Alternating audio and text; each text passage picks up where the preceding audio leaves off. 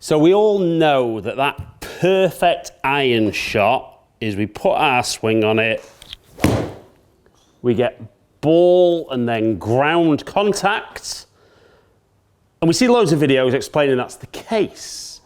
But is it not necessarily true? So there was a video has appeared from TaylorMade showing Scottie Scheffler asking Tiger Woods why he doesn't take a divot with his irons. And Tiger explains that when he's swinging at his best, he doesn't take a divot. And the look on Scottie Scheffler's face is amazing. The #1 player in the world can't get his head round why Tiger doesn't take a divot. Now I'm going to explain in today's video why just because you don't take a divot, you'd probably not do it the same way as Tiger Woods, and you might not quite be as good as Tiger Woods with your iron striking, but let's show you how he's doing it and how you might implement this into your game to improve your ball striking with your irons. So, as a general rule, when we hit that good iron shot, what we're looking for is, from a face-on angle, the club's moving in a circle around the body. So the club moves up, it moves down, reaches its lowest point, and then works back up. And in order to hit a good iron shot where you hit ball first, we need the low point of the golf swing to be ahead of the golf ball. And as a general rule, what we will see,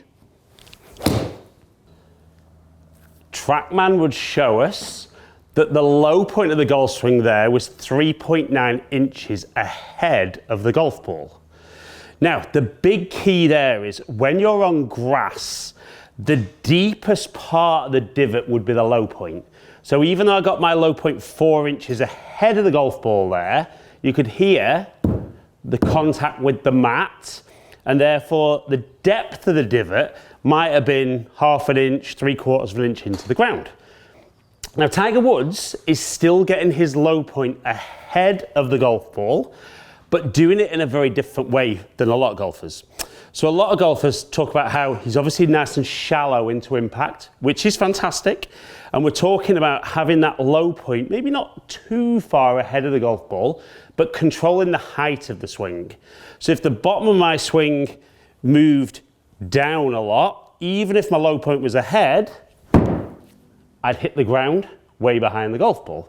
And the way a lot of golfers would shallow it out would be on the way down, they'll release the club early and get the low point behind, causing a tiny bit thin, but the low point was only 1.1 inches ahead, the angle of attack's only 1 degree down, and the ball, even though thin there, launched at 21 degrees. Now, obviously Tiger Woods isn't coming into the ball this way. So he's still coming in with lots and lots of shaft lean.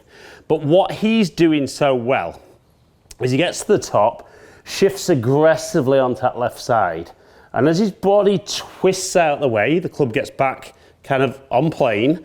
But what he does fantastically well is coming into impact, that left leg, lead leg, is straightening, the hips moving up, the handle of the club's moving up, the club head's still moving down, so he's keeping the loft off and controlling the height. So if my left hip stays down, I'm going to catch the ground. If I get my left hip coming up and back, we can hear how I just touched the mat there. Now that's great. I think a great drill for this then is kind of get yourself as though you're coming down into impact, so you would bottom out early. And all you can do is pop the club on the ground there, and then simply to get the club going through, I want you to feel that the hip goes back and up, and it pulls everything out of the way. So from there, and even though I would say my bottom of my golf swing is back here, I'm keeping the club across the floor. And we can see how the shaft stays forward, the body's turning out the way, the handle's actually moving up slightly, even though the club's still in contact with the ground. And if you can do a few of those, and feel that you drag it as long as possible across the floor, then we're going to try and replicate that feeling into the golf swing. So back as normal, shift left, and then as we're coming into impact, get that left leg straightening and get the hip moving up and out of the way. And you can stand there, make that swing. I was a tiny bit thin.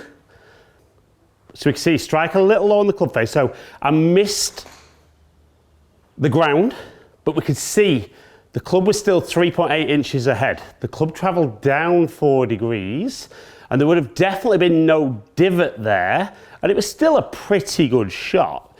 So there, I just missed the ground very, very slightly. So let's see if I can get it again. Really, and it's a great drill even for me. I definitely don't do this well enough in my golf swing. So you get that left leg straightening, left hip back and out of the way. Again, maybe not quite a Tiger Woods style, but there I'm slightly missing the ground, but really getting the bottom of my arc very, very flat. So the club is moving down, but I'm not getting the bottom of the swing into the ground. Now I would say, more often than not, I don't think golfers struggle with that. It is definitely this release of the golf club. And if you were to do what Tiger does, you would hit back there. Most golfers, if anything, are lifting as they're releasing the club. Whereas remember, he's moving down towards it, then the hips out of the way. And you see with all the great ball strikers, however tall they are here, they're much smaller by impact. But this is moving up, this is moving up. That's nice and shallow. So we've done 2 that were okay, and I would have taken either of those. Like I said, nowhere near Tiger Woods standard, but let's see if we can do one more, see if we can not touch the mat, but still get that nice shaft lean, keep the loft off, find the middle of the club face a little bit more, and hopefully if Scotty Scheffler's watching, he'll understand why Tiger doesn't take a divot. Now, definitely would have taken a tiny little divot there, but 3.2 inches ahead, still the club travelling down 4 degrees, launch at just under 18 degrees and carry it 163. Now, the really nice thing for me there, 7-iron, so same club, same ball position, but incredibly consistent with my low point. The only thing that changed was the height of the swing slightly.